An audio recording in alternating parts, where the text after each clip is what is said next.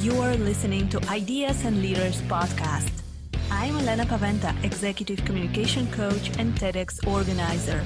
With each episode, I'll share with you communication tips and ideas from top business leaders to help you excel in your career.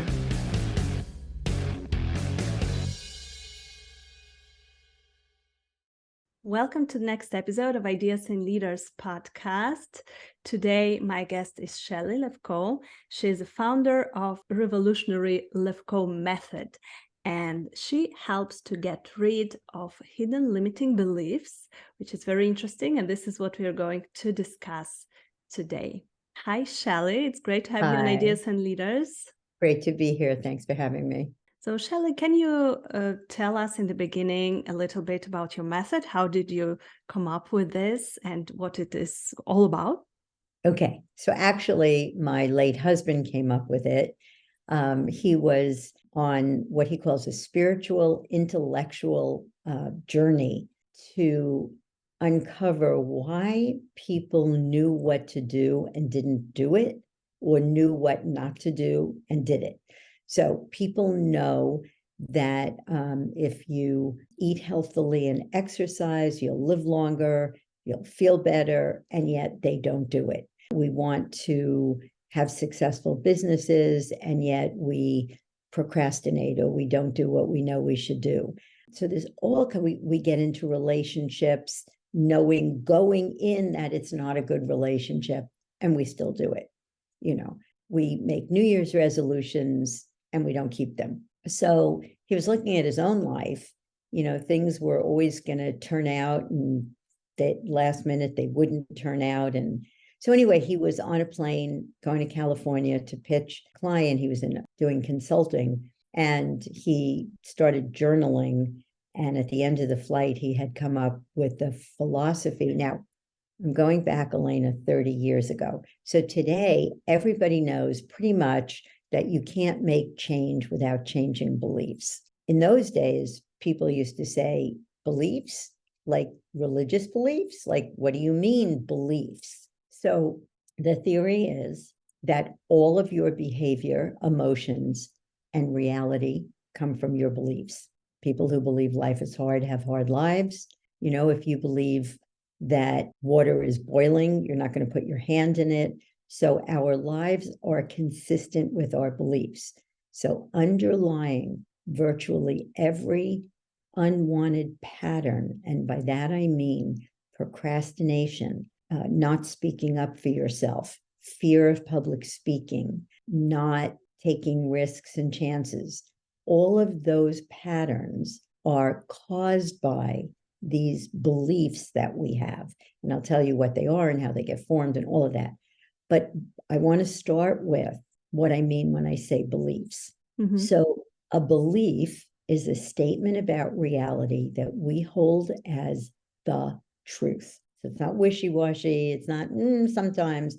A belief is a statement about reality that we think is the truth. So if it is the truth, by definition, a belief limits you, because if this is true, something else is not. So we form these beliefs, inform everything we do. And when you get rid of them, miracles happen beyond imagination. And it's fast. Yeah. So why does it happen? I mean, I believe that training and eating healthy is very good for me. But why does it happen that sometimes we don't live according to this belief? So we have other beliefs. What stays in the way? Other beliefs. So I believe that exercise will keep me young, right? And healthy. I also believe that being on this planet, not vital, is untenable to me. So that belief informs the other belief. In other words, so I believe the most important thing is being healthy, alive, and vital. I want to go to Hawaii. My daughter lives in Hawaii. So I want to go to Hawaii. And when my daughter says you want to go for a hike, I don't say how long, how far, how high. I just say yes. That's very important to me, right? To be able to live a full life. And so I work out 7 days a week. Now I play pickleball, so I play pretty much at least once a day.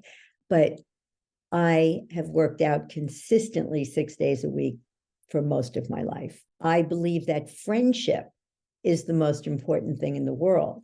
So sometimes I put friendship above business, right?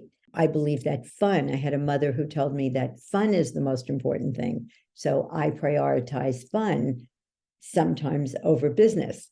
And if that were a problem, then I would look at that, but it balances out. I also believe, and everybody listening, I want you to hear this if you hear nothing. If you had plants in your house, would you ever water just one and not the others? Yeah, I think we are watering all the plants. Right, because the others would die, right? Yeah. But yet a lot of us only water one plant or two plants. So maybe we take care of our health and we take care of our business, but we don't take care of our, we don't spend time with our families, or we don't have hobbies, or we don't take care of ourselves. Maybe you just take care of your business, or maybe you ignore your business, or so you have to water all the plants so that they're all vital and alive. And it's our beliefs that keep us from doing that. So if you believe, so here's a good entrepreneur belief. If you're a workaholic, your belief might be, what I'm not good enough, which is the most common belief that people have. What makes me good enough is achieving things. So this beach ball called I'm not good enough has to stay underwater because nobody wants to look at that, right?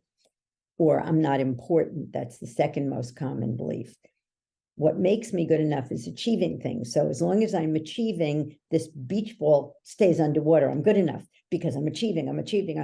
But it's going to keep coming up. That's why behavior is driven. Yeah. And this is very relevant, especially about achieving.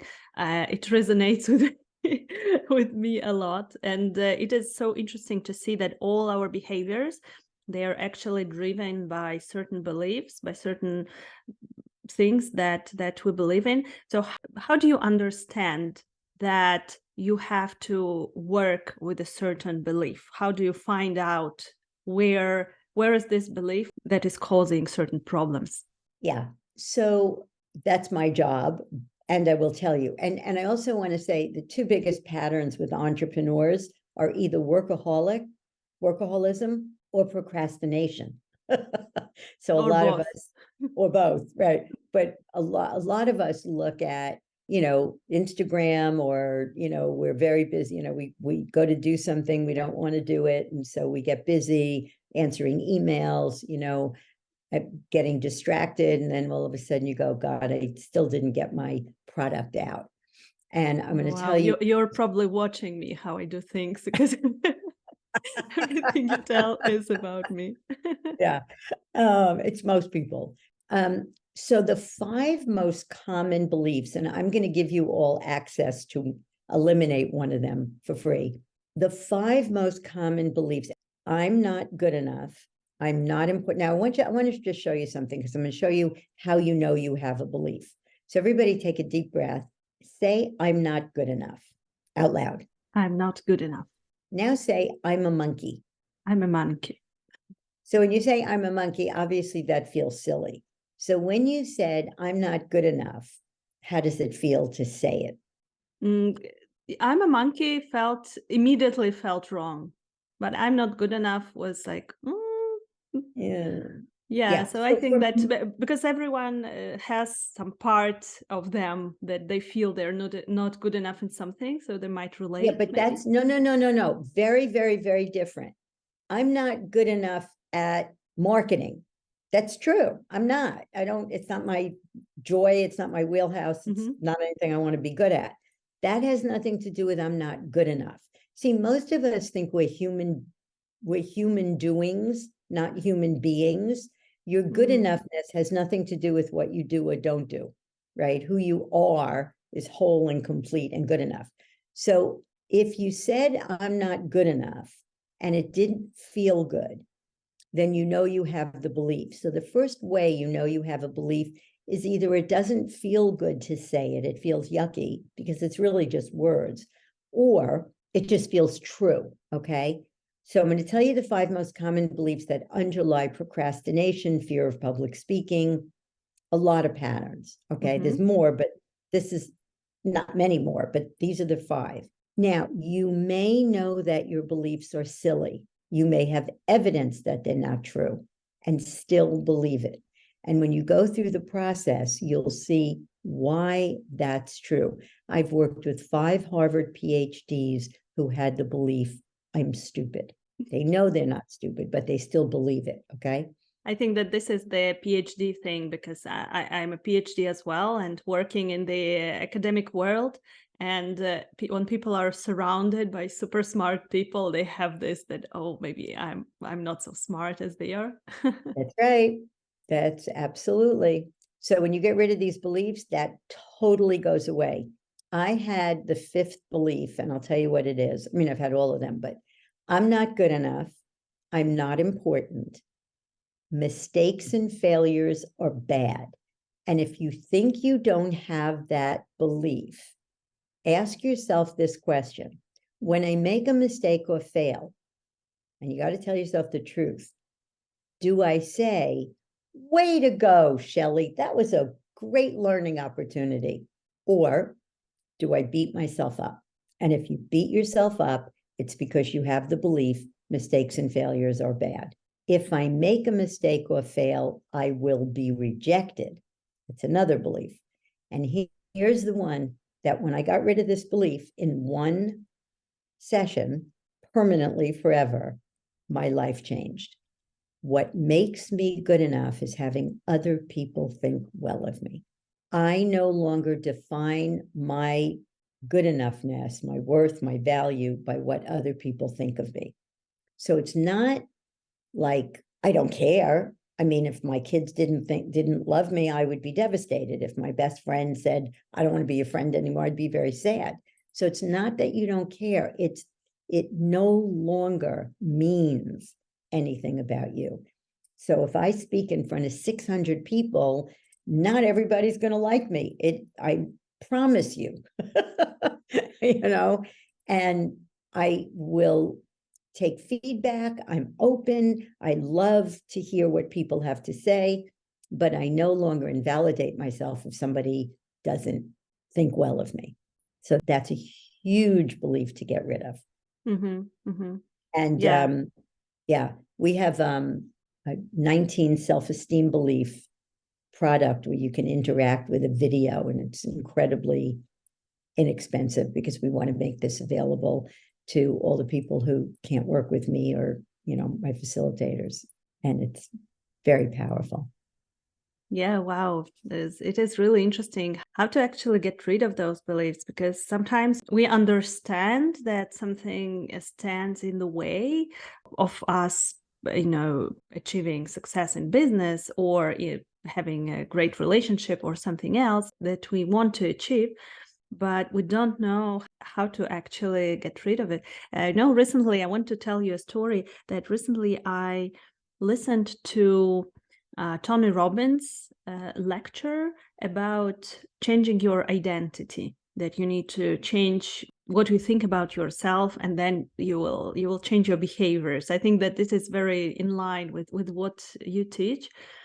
And I said, I decided to work on changing my workout habits, because when I was traveling, I stopped my workout routine, and it was not very good for my fitness. So I traveled recently to California. I booked a hotel with a gym in San Francisco. And I said, I will be working out during my travels, because I never did, and it was not a good idea.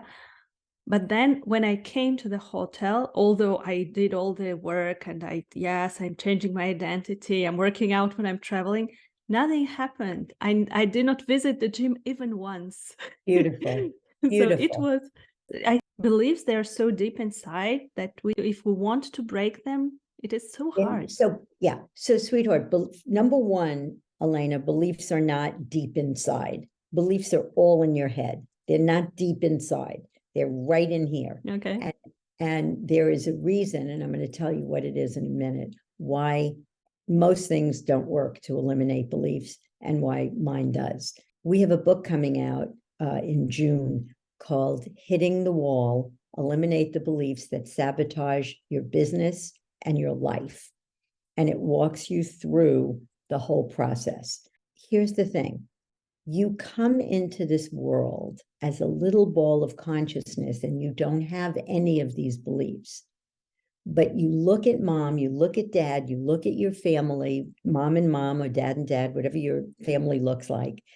And kids ask why. Why are mom and dad struggling? I guess money is scarce and hard to get. And here's the thing. It feels like you're seeing that belief in the world. So when I say to people, I have clients in every country around the world, doesn't it seem like you saw life is hard? Money is scarce and hard to get. I'm not good enough. And they say, yes, I saw it. Now, you cannot not believe something you think you saw. It's impossible to not believe something you think you see. That's why you believe in Santa Claus for 8 years until all of a sudden you go, wait a minute, that's my dad. Or wait a minute, there's Santa Clauses all over the place. Whatever it is, in that moment you see, I never saw Santa Claus, I made that up. That belief goes away and never comes back. So if your parents ignore you or don't pay attention to you, people say, yes, I saw, I'm not important. I'm not important doesn't have a color, shape, or location. And anything you could see has a color, shape, and location. You can't see I'm not important. You could see your parents not paying attention to you. You could see your father criticize you. You could see your parents struggle financially. You can see living in poverty. You can see your environment, but beliefs cannot be seen. So once you look at the pattern, what it is that I want to work on, fear of public speaking has 10 beliefs and what we call 3 conditionings: fear of criticism, fear of not living up to an expectation, fear of rejection. So it's the only pattern where every single person has the same beliefs. And we can get rid of it very quickly, 4 sessions. So permanently, because once those beliefs go away, fear of public speaking goes away. And so you have to know what the pattern is, what the specific beliefs that underlie the pattern is. And that's what my whole book is about. Our book, I wrote it with a serial entrepreneur who's very successful. And his name is Vanya Premian. And our whole book is about what specific patterns do entrepreneurs have, what beliefs underlie those patterns, and how to get rid of them. I'm so interested in reading your book. So you're saying that it will be out in June. And if you have a pre-sale or a link to share where we can buy your book, then we'll definitely share it under our podcast episode so that our listeners can get it as well. Yeah. And so what would you recommend to our listeners? So we discussed that we all have beliefs, that they're in our heads, and we have those several beliefs that really stand in the way of achieving our goals. So what would you recommend to our listeners? How can they start this process? How to find which beliefs they have and how to eliminate them? Yeah. So the first thing is go to eliminatebeliefs.com and you can eliminate one of the 3 most common beliefs that you have. Now, underlying basically, as I say, procrastination, fear of public speaking, imposter syndrome are the most fundamental self-esteem beliefs.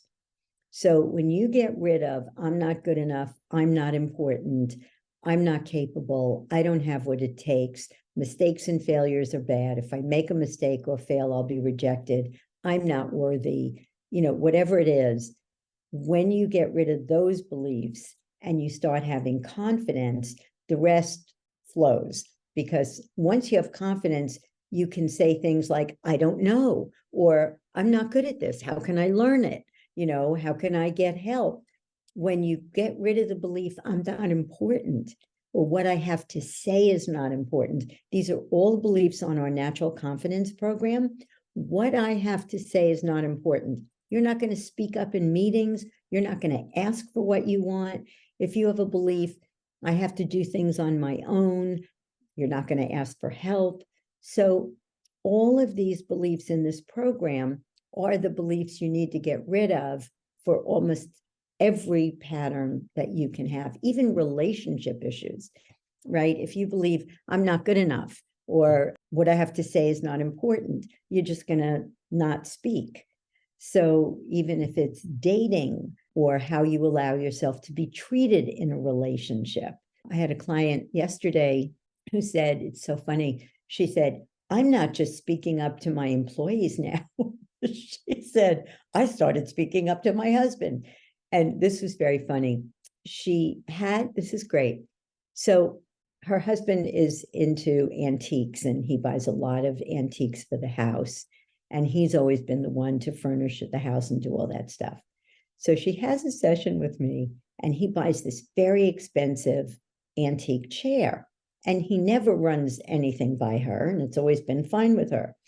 So she walks in the house and he says, oh, I just bought this chair and it was a lot of money. And she goes, you bought that without consulting me first? And she read it, and she said he was like standing there in shock. Like, what happened to my wife? So the new behavior is very effortless, and it's like once a belief goes away, there's just change, and I always say I'm a results girl. And how many of you listening have gone to workshops and learned great stuff? It's exactly what you said, Elena. I went and I learned all about marketing, and I learned this and I learned that, and it was really good content. And then come home and the notes are in the drawer and nothing changes. Yeah. Nothing. And this is so common. It's because your beliefs are in the way. So once you get rid of beliefs, now you can go and take these workshops and you will do what they tell you to do. Because people think that you make change with information and motivation. I'm going to find out everything I need to do. I'm going to get all jazzed and motivated, and I'm going to go to Tony Robbins, and I'm going to come out, and I'm going to be like this, and yes, and I'm going to change, and blah blah. I'm going to go to the gym, and I'm going to get a hotel with a gym, and I'm going to bring my gym clothes, and then you get there and nothing. I love that story. It was perfect. But when you look at what do I believe, and it's logical. What do you think? What might somebody believe who wants to work out, is committed to work out, goes through all that, and then doesn't? What do you think what did you do instead of working out? I worked a lot. I had a lot of meetings, and I'm just coming back exhausted, and I don't have time because I work a lot. So I don't have time. So the belief is that work is more important than my body, than taking care of myself, right? And the belief is what makes me good enough is achieving things, is being successful. So that's what drives your behavior. Yeah, this definitely is something that drives my behavior, the achieving things. And I already noticed this some time ago. So now I just need to read your book and to find out how to get rid of this belief. Well, yes, read my book for sure, but because then you'll have it, but go to eliminatebeliefs.com and eliminate a belief and let me know how it was. Definitely. I will do this. And I also recommend to our listeners to go there. We are putting the link under the episode so that you can immediately go there and check and eliminate your beliefs as well. And let me just give you a little piece of coaching that will help you. So self-esteem beliefs are formed in the first 6 to 8 years of childhood. Now, you don't have to remember your childhood from the first 6 years, but when you do the program, use your parents if possible, and use your earliest memories. Now, if you were bullied, at school, that would absolutely have an impact. But try, especially with I'm not good enough. Parents, for the most part, do not have parenting skills. So they say things like, what's wrong with you? And why do you keep doing that? And how many times do I have to tell you? And they compare you. Well, your sister did it that way, or your cousin got better grades. I was compared to my cousin growing up with grades. A lot of us, have parents who love us. They're wonderful. My parents were the most wonderful people on the planet, but my father used to say, you don't use your head. You just don't think, if I dropped something or if I spilled something. So we ask ourselves, why can't I live up to my parents' expectations? Well, I guess I'm not good enough. And then it will take you through the rest of the process. Mm-hmm. Wow, thank you so much, Shelly. Thank you. So it is so important, such an important message that it is not only something that we think to ourselves that we cannot do something, but it comes from our childhood and from some things that people told us and from behaviors that we observed. So we really need to go back a little bit to start working on our beliefs. So, Shelly, if our listeners want to know more, want to reach out to you, where can they find you? Where can they contact you? Okay, so the first thing is eliminatebeliefs.com, because that'll take you to natural confidence. If you want to talk about working with me, that's Lefkoe, L-E-F as in Frank, K-O-E, institute.com, lefkoeinstitute.com. And you can get information and reach out and buy the book, Hitting the Wall. Hitting the Wall. Yes, I will definitely do that. And I hope our listeners will do this too. And definitely it was very inspiring and interesting conversation. Thank you so much, Shelly, for being on Ideas and Leaders. Thanks a lot. You're welcome. Thanks for having me. Thank you for listening to Ideas and Leaders podcast. Did you enjoy this episode?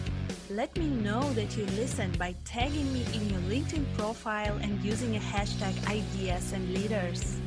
See you in the next episode.